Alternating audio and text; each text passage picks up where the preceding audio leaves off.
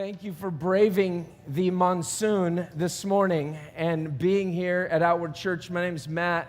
I'm one of the pastors here on staff, and I'm so glad that you came this morning because today is really important. If you've been with us for the last several weeks, you know that we've been talking about this idea of Endgame, a life with purpose. And what does it look like to have a life with purpose? What does that mean? What does that look like for us? And so what we've been trying to unpack is this idea that we ultimately have an end game. And until we participate with that end game, until we identify with that, we will not have true meaning and lasting purpose in our lives, because we're always going to be going after things that are insufficient to satisfy us. C.S. Lewis talked about how we've been knocking on this door all of our lives, and it is this idea that somehow I need something from life. I need something to fulfill me. It's something else, and it's something else, and it's something else. I need this thing to fulfill me. And C.S. Lewis says, the door on which you've been knocking on all your life will open at last, and you will have this reality come into your life that you won't even be able to believe it, because it will be fulfillment to the extreme, more than money, more than sex, more than power, more than achievement, more than success, more than a great marriage, more than anything, that there is this deep and abiding fulfillment that comes to our lives. But too often, we as Christians are left with this sense that, like, I'm a Christian, and yet it doesn't really affect my life. I'm a Christian, and it doesn't really affect the way that I speak to people. You can look at the election right now, or the way that supposedly Christian evangelicals are voting right now. But there are many things that we should not be voting for. There are many things that we should not be espousing that apparently evangelicals are espousing in our world. And what is the problem with that? What's the deal with that? Well, guess what? I have the same problem. It's a glory hunger. It's a hunger for what really belongs to God. And I keep going after it and going after it. And it's my success, it's my achievement, so it affects the way that I vote. It also affects the way that I buy things.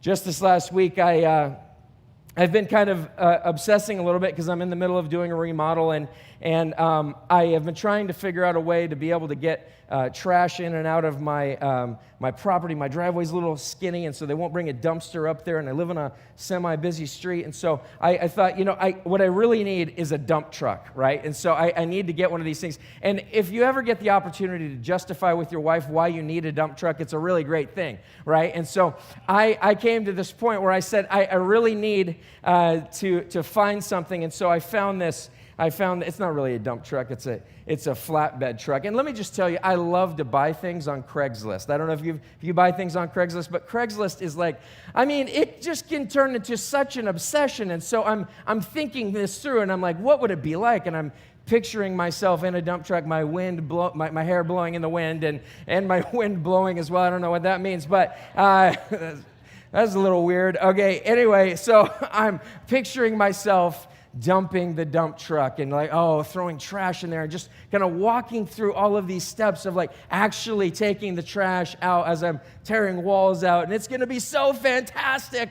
It's so amazing. So I find this deal on Craigslist. And here's what you shouldn't do when you post something on Craigslist. You should not say OBO, which means or best offer, and you should not say just make me an offer, because those two things say to me, I'm going to get a sweet deal way lower than what you posted it as, buddy. And so I check out the truck, and I wasn't, not paying for the vehicle, but I drove it, saw some problems, mentioned those problems to the seller, and by the time it was all done, I had myself a 1990 Ford dump truck. And I thought, everything seems to be in fairly good working order and so forth. And so I pull out of his house after paying about half of what he posted it for, which was fantastic, right? So I am incredibly excited about what I have just paid for, the price I got it for. I'm just man, I'm going to save so much money because I'm not having to buy dumpsters to take this trash out and so forth. And so I get up to Highway 22, and I'm like, yeah. I pull out on Highway 22, busy busy road out here, or out here, West Salem, out in that direction. Pull out, it stops in the middle of the highway, just like stops. And I'm on the phone with my wife, and I'm saying, oh no, oh no, oh no. Everything, my good deal is flashing before my eyes. All of this glory that I think I'm going to get from taking the trash out and dumping it so easily I don't have to unload it myself. And so I'm stopped. Here I am in the middle of Highway 22, like cars are just going by me like this, and I'm sitting there pressing the push button starter because the key wasn't working. And so pressing this push button, and then finally it starts, and I go and I get fuel. Well, then pretty soon I figure out some other things. The wipers stopped working. Apparently the fuel gauge doesn't work either. What else? One headlight doesn't work. The side of the bed is kind of broken. There's multiple things that are wrong with this vehicle. And so I'm sitting next to this vehicle yesterday, and I'm obsessing again. What was I doing before? I was obsessing about purchasing this vehicle. And so here I am, I'm obsessing, and I'm going, okay, how can I fix this? And how can I fix that? And man, you know what I really need now is I need this for the back of it. I need some sideboards for it. So how am I going to put those on? And I'm obsessing about it. And pretty soon I realized that I am just like, man, I want this. And something in me just kind of said something, and that is, will it ever be enough? I keep going after these things, and will it be enough? And will it be enough? And will it be enough? And will it be enough? And it's just not. Because if it's not a 1990 dump truck, I don't know what you want, but that's what I wanted. Not everybody wants one of those, but some of us do. There's a few. But if it's not a 1990 dump truck, what is it that will satisfy? What is the thing that is going to ultimately satisfy you? So I'm going to let you in on a little secret here. What we've really been talking about over the last several weeks is really being about on mission for God. And how does that connect? I'll connect it in a minute here. But we've really been talking about what it means to be on mission for God. What it means to be somebody who their life and their lips match. What they say they believe comes out in how they act, and as a result, they actually act like a Christian. They actually act like someone who knows and loves Jesus Christ. They actually act like somebody who's doing this. Well, here's our main problem, and that is that you and I have this deep issue with always substituting something else for God. And it's stupid things that we want. And then they break down on us, or they don't quite fulfill us. And then we just want something else. And then we just want something else. And as we said, it's a door that we've been knocking on all of our lives, and we keep going after it. We keep going after it, and we can't seem to get it. But what this does to the person who says that they're a Christian is that it causes them to not be on mission for God. It causes them to not be about God's endgame and to be about God's purpose in your life. And so where we started was really at the very beginning.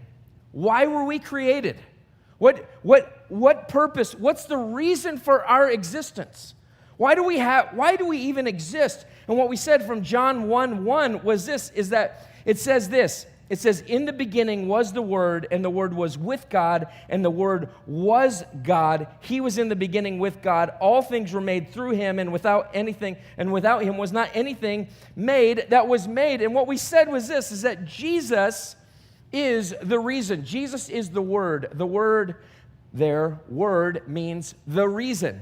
The philosophers of that day would sit around and talk about what's the reason for life? What's the word for life? What's the logos for life? And John comes in and he says, Jesus is. In the beginning was the reason. And the reason was with God, and the reason was God. That's what John is saying. He's saying that Jesus is the reason for life. It's not dump trucks, and it's not money, and it's not sex, and it's not power, and it's not a great marriage, and it's not a great president, and it's not anything that you and I could desire. It is one thing, and it is Jesus. And why is that? Why is that? Because Jesus is the door. Jesus is the door. He says, I am the door. Jesus is the door toward being fulfilled in the deepest sense of your life. Jesus is the door toward the glory of God. And as I said last week, our life and the glory of God, the thing that we've always been wanting. We keep thinking that it's in stupid things like dump trucks, the thing that we've always been looking for. It's in things that we think are going to fulfill us, like our success and our relationships. It's in those things. But really, the thing that we've always been looking for is the glory of God. And our life and our existence intersect with the glory of God on the cross of Jesus Christ. And as I said last week, what we're going to be doing on Good Friday is we're going to celebrate, we're going to boast in the cross. Why? Because the cross is our way to God. The cross is the doorway to knowing God. You cannot get to God, you cannot get to your ultimate meaning and purpose without going through Jesus. So many times, people have such issue with this. Have so many issues with this. And so I pulled some information from Timothy Keller, who's a pastor in New York City, and I wanted to share that with you. I want to do that kind of early in the sermon so I don't run out of time for this today. But oftentimes, Christians in our world, we end up having these issues, and we end up trying to share our faith, or we're trying to get over some things about God. And oftentimes, we ourselves don't have the faith that we need to be able to enter into this relationship with God.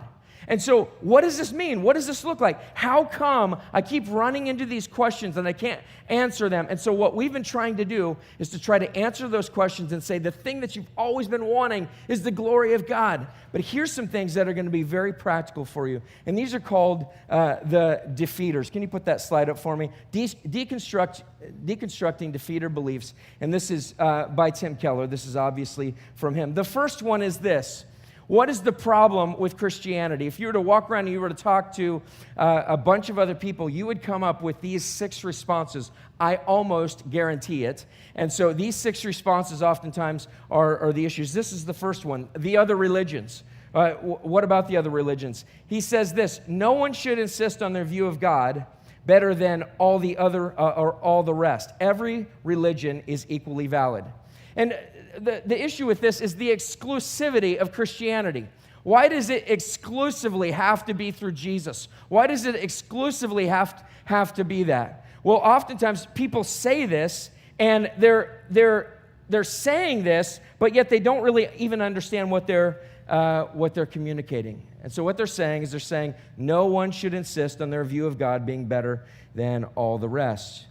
And Tim Keller's response is this. He says, inclusivism is really covert exclusivism. Inclusivism is really covert exclusivism.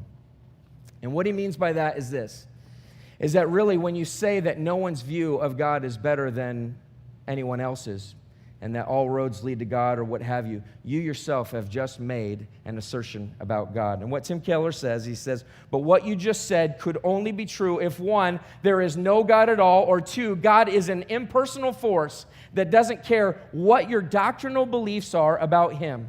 So as you speak, you are assuming by faith a very particular view of God, and you are pushing it as better than all the rest. This is at best inconsistent and at worst hypocritical, since you are doing the very same thing you're forbidding. So when somebody comes and they say, you know what, I don't really think that, why does it exclusively have to be through Jesus? Why does Jesus have to be the door to really experience this? What about all of the other religions? And really what they're saying is that they're saying, I have a religion too. And this is my view of God, or how that should go. And they're actually asserting the very same thing that they're saying that we should not do. The second one is this: evil and suffering. A good, all-powerful God wouldn't allow this evil and suffering. Therefore, this God doesn't exist, or he can't be trusted.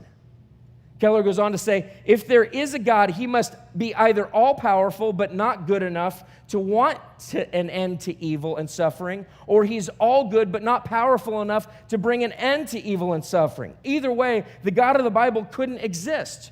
And so what they're saying is why would God, if he existed, why would he allow all of these things? Therefore, he can't exist because he has allowed these things. And if he does, I don't want to know him because of this. But the answer to that is fairly simple. If God himself has suffered, our suffering isn't senseless. Our suffering isn't senseless. If God himself has suffered through Jesus Christ, then our suffering isn't senseless. He says this, for if you have a great God and transcendent enough to be mad at because he hasn't stopped evil and suffering in the world, then you have at the same moment have a great God, a great and transcendent God enough to have good reasons for allowing it to continue that you cannot know.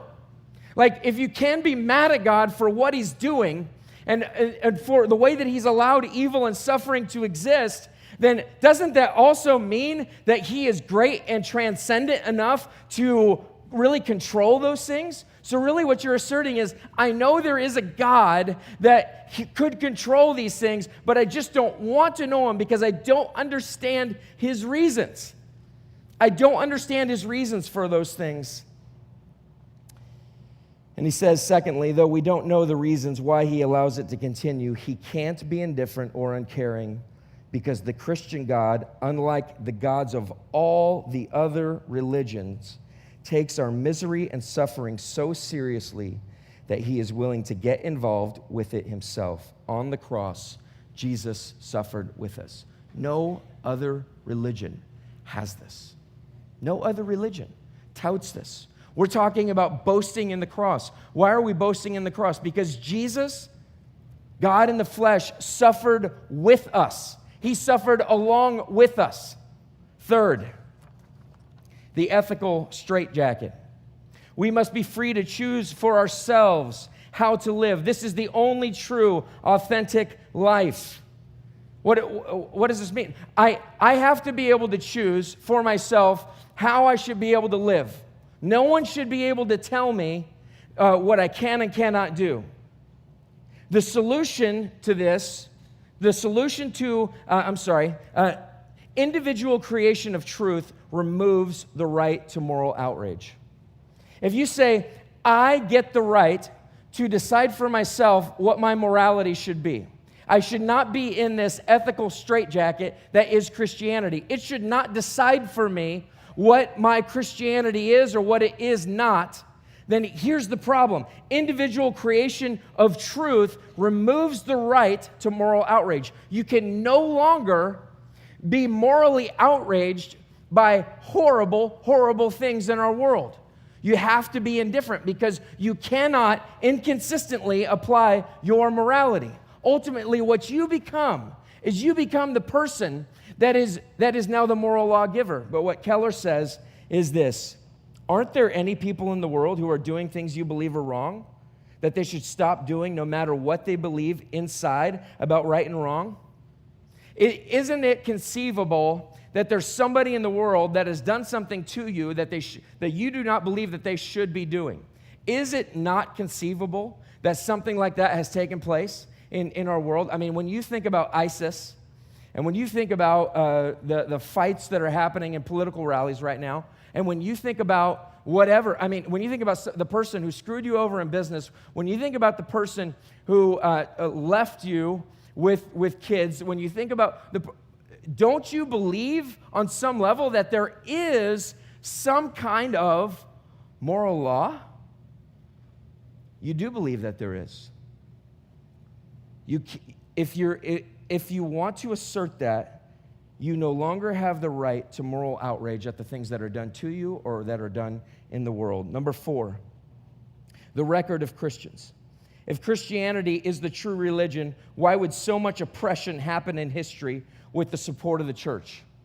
Right? How could so much oppression happen in our world at the hands of Christians? I mean, we could just go on and on down the list, from the Crusades to, I mean, you could walk through the Old Testament and see some things that you don't necessarily agree with. You could look at the Catholic Church. You could look at many local churches throughout our nation, even today. Excuse me. You could look at all kinds of people that have, you know people in your life who are abusing Christianity. You know people in your life who are in the midst of their world and they're doing whatever they want for their own glory. How can Christianity be true? The solution to injustices is not less Christianity, but deeper Christianity.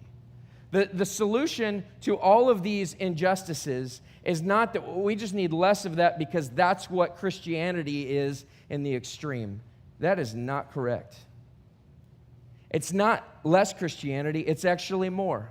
Martin Luther King Jr., when he confronted the terrible abuses by the white church, he did not call them to loosen their Christian commitments. He used the Bible's provision for church self-critique and called them to truer, firmer, deeper Christianity. The abuses that have happened throughout our world, these abuses that have been at the hands of Christians, thinking that somehow they're doing God's work, are not as a result of having a deep and abiding relationship with Jesus Christ and knowing Him personally. They're happening because these are things that people want. It's a desire for greed. It's a desire for power. And obviously what we've been talking about from the beginning of this church and this series has been this, that as long as I'm after my own glory, I will step on whoever I have to in order to get that. We do it all the time. Fifth, the angry God. Christianity is built around a condemning, judgmental deity who demands blood sacrifice even to forgive. When you think about Christianity, the concept of condemning, judgmentalism, and the question comes, why can't God just forgive us? Why can't God just forgive us? Why does He have to go through this whole blood ritual? When you look at the Old Testament sacrifices, those are a picture of really Jesus being sacrificed, blood being spilled, and as a result, sin being paid for. Why does God allow this to happen? Why does He do this? The response is this. On the cross, God does not demand our blood, but He offers His own. On the cross, God does not demand our blood, but He offers His own blood. All forgiveness of any deep wrong and injustice entails suffering on the forgiver's part. If someone truly wrongs you because of your deep sense of justice, we can't just shrug it off. We sense there's a debt. We can either A, make the perpetrator pay down the debt as you feel and take it out of his hide in vengeance, in which case evil spreads into us and hardens us. Or B, you can forgive. And that is enormously difficult. But that is the only way to stop evil from hardening us as well. If we can't forgive without suffering because of our sense of justice, it's not surprising to learn that God couldn't forgive us without suffering coming in the person of Christ and dying on the cross. We also believe in the idea of suffering for what you've done. You do something to me, you're going to pay. You're going to pay for that. You run into me with your car, you're going to pay, or your insurance company is going to pay. Someone's going to pay. We believe in sacrifice. Someone has to atone for the things that are done. When misdeeds and wrongdoing take place, we believe that something needs to be sacrificed. And we often say that person should pay with their job. They should pay with their life for taking the life of someone else. They should pay money or restitution. They should pay with this. We also believe in suffering.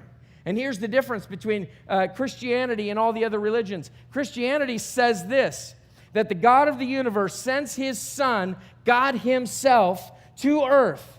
And He suffers in our place and says, I've made a way for you not to have to suffer in that way, for you not to have to do that, because I've done it for you. I've done it for you. Last one is this, the unreliable Bible. The Bible can't be trusted historically or scientifically, and much of its teaching is socially regressive. When people look at the Bible, they oftentimes incorrectly assume many, many things about it. Many people believe that there was one Bible and that all of the other translations that we have today are a translation upon a translation upon a translation upon a translation, which obviously, like the game telephone, like if I tell you a secret and then it's going to have to get around to here, by the time it gets through all of these people, it's going to be a vastly different secret. And people think that that's the way that the Bible was written, but that's not the way that the Bible was written. The Bible was written by people as they were carried along by the Holy Spirit, and we have multiple, many manuscripts. And here's what's interesting about that. When you find a manuscript over here, and then you find another manuscript over here, thousands upon thousands of miles away, and they both agree with each other, that's a pretty dang good, I'm totally missing the word here, but indication. What happened in my head right there? Indication. Okay, that's a pretty good indication that these things, they match. They're the real thing. So this Bible did not just come from another translation and another translation and another translation.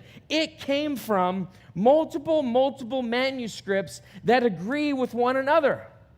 They agree with one another. And then when you go on hundreds of years and then you find another manuscript that dates before the original manuscript that we had written the Bible from, and that one agrees with what I have in here, that's a dang good indication. I remembered that. What is wrong right now, all right?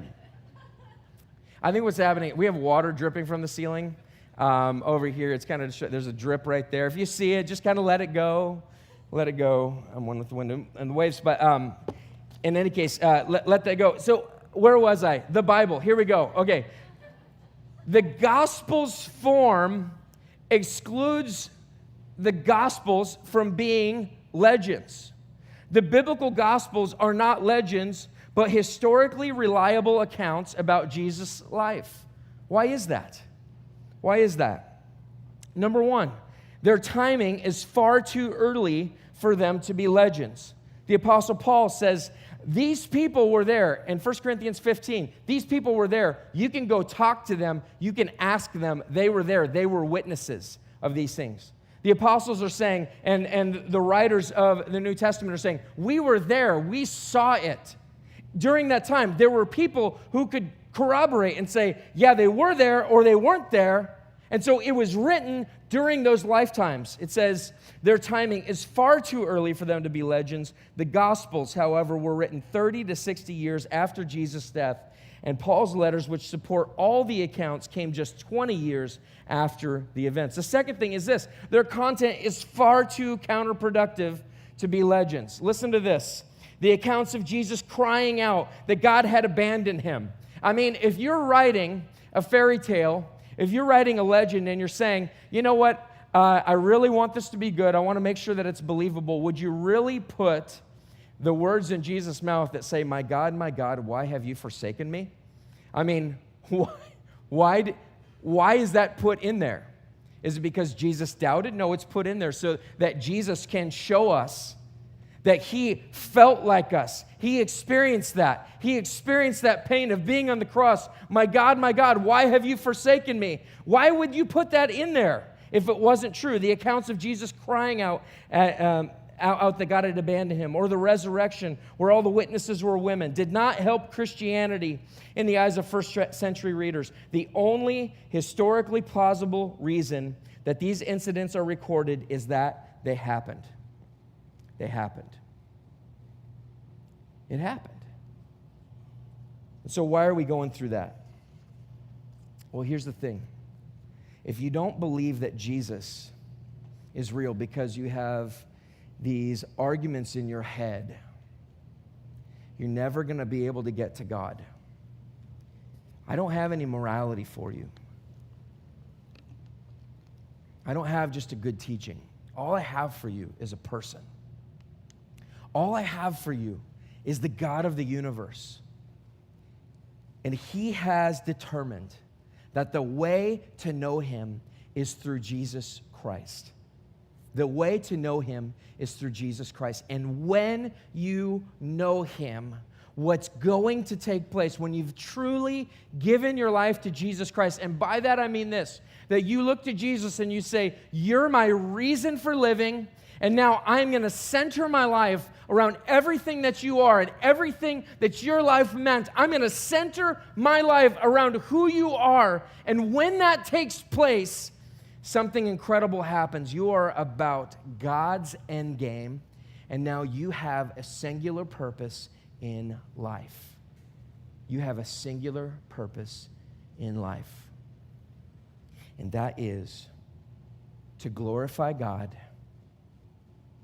through Jesus Christ by communicating his gospel to the world. Let me show you in John 17.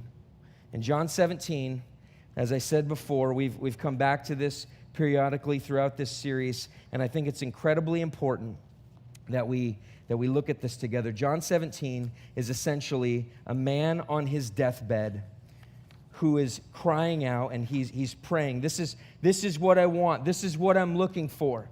This is the most important thing to me. So Jesus, he's on his deathbed, and he's praying this, and he's saying, here are the things that I care most about. And it says in John 17, verse 1 again, when Jesus had spoken these words, he lifted up his eyes to heaven and said, Father, the hour has come. Glorify your Son, that the Son may glorify you. The hour he's talking about is him going to the cross. And he's saying, this is the central event that's going to bring you glory, God. This is the central event. This is the thing. The hour has come since you have given him authority over all flesh to give eternal life to all whom you have given him. And this is eternal life, that they know you, the only true God, and Jesus Christ, whom you have sent. I glorified you on earth, having accomplished the work that you gave me to do. And now, Father, glorify me in your own presence with the glory that I had with you before the world existed. It's just back and forth about glory. I want to glorify you. I'm going to glorify you through what I'm doing. I want to glorify you. I want you to glorify me through what I'm doing for you and for our world. So here's Jesus. He's essentially having this deathbed conversation with his Father. And he's saying, I want to glorify you. And he says a couple of things. I'm not going to read all of it. We don't have time this morning. He says this in verse 16.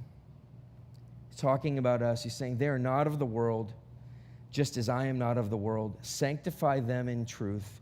Your word is truth. As you sent me into the world, so I have sent them into the world.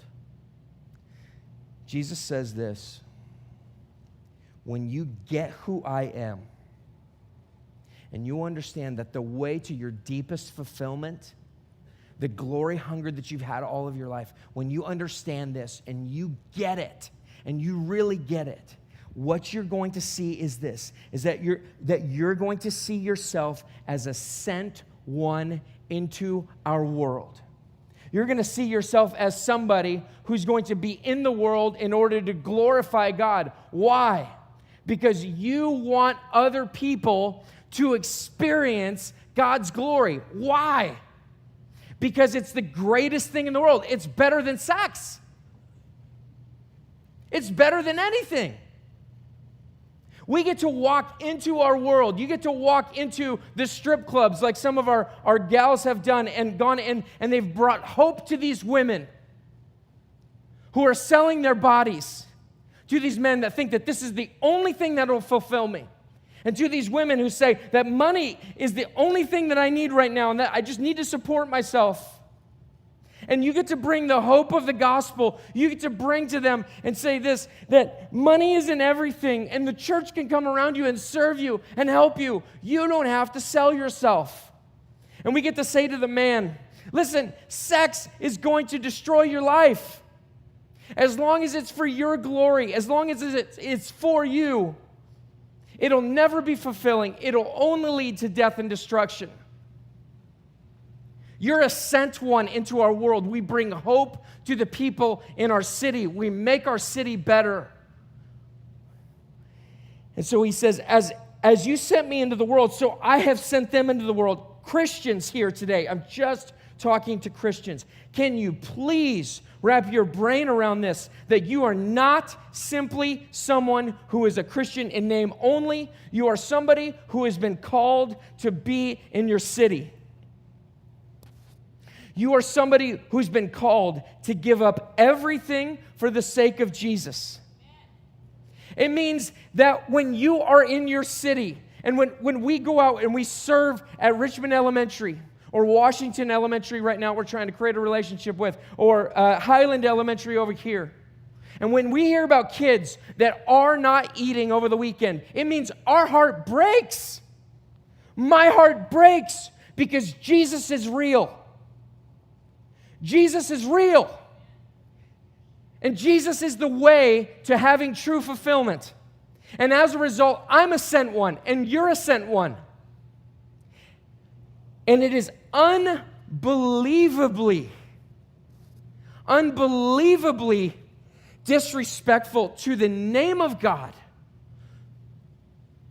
to be somebody who doesn't care about the people in our city. It is unbelievable. Great words this morning, right? To miss this scripture and to say that somehow that doesn't apply to me because I'm just too busy. Because I don't want to give my funds or my time to those things. And here's why, verse 19. And for their sake I consecrate. Consecrate means devote. It's essential. I'm giving myself up. And what's he mean by that? He's saying, I'm consecrating myself. I'm giving up my body. Jesus is saying this. He's saying, I'm going to the cross. I consecrate myself that they also may be sanctified in truth. Now, what does that mean? It means this. Jesus gave himself up for you. And when you get that reality that Jesus literally gave his body up for you. You're sinning against him. Your sin is putting him on the cross. He's dying for you. He's saying, I've given myself up. I've devoted myself. And the reason is this, is that they would be sanctified. And sanctified is really just a big word for changed or to become righteous, or that they would live their lives rightly, that they would be sanctified in the truth and not in the lie. And what is the lie? That somehow you can find fulfillment in your stuff. If I was speaking to my son right now, I'd say that somehow you could find fulfillment in a new Lego set. That somehow you could find fulfillment in the things that are in your life. Jesus died so that you would know something, so that you would know that your stuff isn't taking you anywhere. It's only violating God's glory. You're trying to steal from God what is rightfully his. And as a result, you know what's happening? The world is worse off because of humanity's desire to fulfill itself with glory. Sanctify them in truth, that you would be sanctified in truth. I got to keep going. Verse 20, I don't ask for these only, but also for those who will believe in me through their word. So Jesus is saying, I'm not just praying for the people that have heard the word of truth. I'm not just praying for them. And get this real quick. It is not us against the world. We are not against our world. We are for our world. There are things about our world that we disagree with because we believe it's leading to endless chaos. We believe that children should stay alive in their parents' womb. We believe that the best thing for our world is that marriage should happen in this way. Why? Because I didn't create the world. I don't create morality. God is the one who said that, and he said that the family unit is the most important thing because it represents who God is. I don't ask for these only. I'm asking but also for those who will believe in me through their word. I'm asking for the world, for them also. Jesus is praying for people that don't know him yet, that they may all be one. People that don't know him yet, but that are going to come to know him, that they would be one, that they would have a singular purpose, that they would have a singular, unified purpose. Just as you, Father, are in me and I in you, that they also may be in us, so that the world may believe that you have sent me. What happens when you and I are on mission? Like, there's a bunch of people who give up their money, they give up their time, they give up their stuff. They're not greedy with me. They're not after me for my things. I talked about if you're in sales and you're not about the glory of God, the only thing that you can do is use the person that you're trying to sell to. You're using them. If you're about the glory of God, you get to use them to glorify God. And guess what? Sometimes you get a sale out of that. But as a Christian, my goal is not to get a sale. It's to glorify God through the people that I serve. It's to glorify God. And guess what? It also works in your marriage. It works in your marriage. As long as your marriage is about you and your self-glorification, you'll be boom, boom, boom, boom, boom. And it takes a little while. It starts off really, you start fighting, but as you grow in this, it's less and less because you're giving up yourself and you're saying, I'm not going to be about my glory. I'm going to give up myself in the way that Jesus consecrated himself so that we would live in truth, that we get to give up ourselves so that our marriage lives in truth, in the reality of God's glory, so that the world may believe that you sent me. When you live your life in this way, what happens is this, is that the world is going to see your life, they're going to have relationship with you, and they're going to say, there is something about them that fulfills them that is well beyond any type of success, that is well beyond anything that I'm looking for in life. And I keep buying these 1990 trucks, and they keep failing on me. The wipers stop working. This stops working. But he's happy. But she's joyful. Somebody died. Somebody passed away. There's devastation. And they're sad, but they're hopeful. Why? Because their glory isn't found in their stuff. The glory isn't found in their relationships. Their glory is found in Jesus Christ alone. So that the world may believe that you sent me. So that the world may believe that you sent me. The world has got to see that this is real. The world has got to see that we have the power to help our city. And as long as you and I are about our own glory and our stuff, nothing happens, guys. The glory that you've given me, I've given to them, that they may be one, even as we are one, I and them and you and me, that they may become perfectly one. Look, I'm not repeating the same verse. This is a different verse. That they may become perfectly one, so that the world may know that you sent me and loved them even as you loved me. The answer to the injustices of Christianity is not less Christianity. It's absolutely more. It's not evangelicalism. It's not just attending church. It is gospel-believing people who say, the only way that I get fulfillment is through Jesus Christ. It is in and through Jesus Christ, the cross of Christ, that I get to experience true fulfillment through the glory of God. As I bring glory to Him, somehow I am glorified in that, and I get my deepest fulfillment as I'm accomplishing that for Him. And our world is changed as a result. Oh, I just want to plead with you. Would you please go through your life and just ask yourself, like, am I somebody who's a gospel Christian? Or am I content with just church attendance, if that? You've got to understand, our world is going to hell in a handbasket. We have Christians who are voting for things that are absurd. And it's for their own glory. And I would say this, they're not. Or they're severely mistaken. We have thousands upon thousands of people in our city that need help.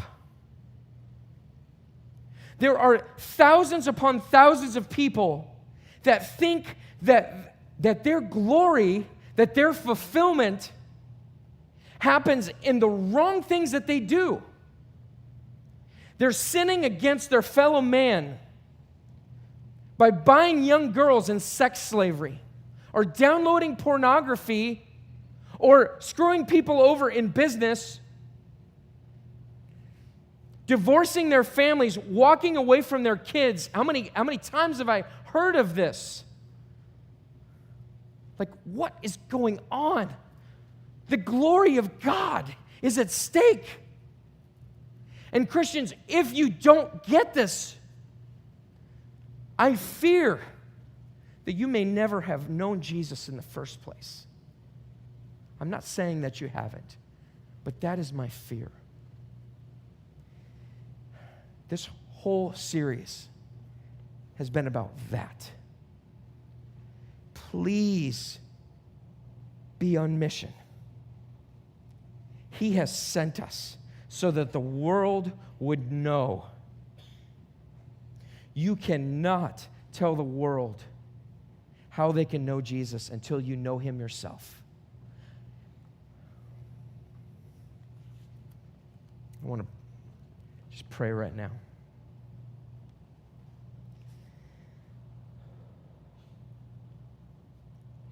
Lord Jesus, there are so many people in this room, and God, I know that we have a lot of great people here right now that want to know you better. Lord, if we're honest with ourselves, there's no one in this room, including myself, that is not having a glory struggle. If we're honest with ourselves, we truly don't always want what you want.